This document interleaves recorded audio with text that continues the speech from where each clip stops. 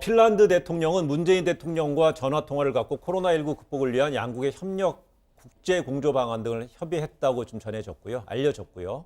이런 가운데 독일은 이 코로나19 확산을 관리하기 위해서 이 한국의 모델로 꼽히고 있는 감염 경로를 추적하는 방식을 대대적으로 정비하겠다고 이렇게 밝혔어요.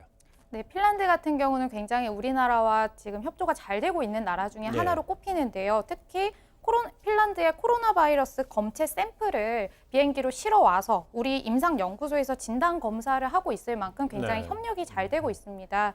지금 관련해서 통화를 한 내용은 핀란드 정부에서 우리나라의 모델을 봤을 때 굉장히 우수하게 잘 진행이 되었다라고 보여지는 부분과 이제 경제적으로도 큰 타격이 없어 보이는 부분에 대해서 굉장히 좋은 모델을 보여준 것이 아니냐, 그리고 네. 축하한다라는 식으로 이야기를 했다라고 합니다. 네.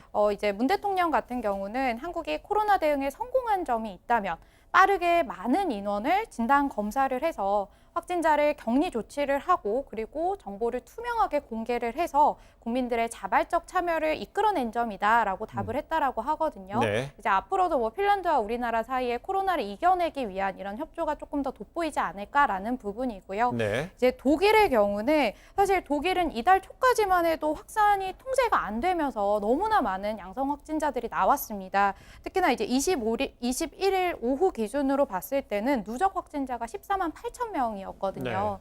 이게 당초에 지금 국경이 맞닿아 있는 나라의 여행객들이 들어왔는데 지역 감염을 막지를 못했다는 부분하고, 그리고 지금 대규모 행사를 사실상 취소를 했어야 맞는데 그대로 카니발, 축구 경기장 이런 것들이 다 열리면서 대규모 감염이 있었다라고 합니다. 뒤늦게라도 이것을 잡기 위해서 굉장히 강도 높은 조치를 취했고요. 그래서 이제 공공시설 운영이나 종교 모임을 모두 금지를 했습니다. 이러한 조치는 지금 다음 달 3일까지 이어지는데 국민들 3명 중에 2명이 이러한 조치를 연장하는 것에 동의를 할 만큼 국민들이 굉장히 협조도 잘 되고 있는 그런 상황이라고 합니다. 네. 다만 이제 이것을 하염없이 막을 수는 없는 상황이어서 어느 정도 다시 이제 개방을 해야 되는 그런 상황이어서 어떤 식으로 이렇게 해야 될 것이냐를 우리나라 모델을 또 참고를 하고 있다라는 이야기인데요. 예. 좀 독특한 부분은 시민들이 정부가 만든 앱을 깔게 되면 무작위로 아이디가 생성이 된다고 합니다. 이게 아이디를 본인이 생성하지 않기 때문에 개인정보라든지 이런 것에 있어서 좀 독일적인 감수성이 적용이 되지 않았나 싶고요.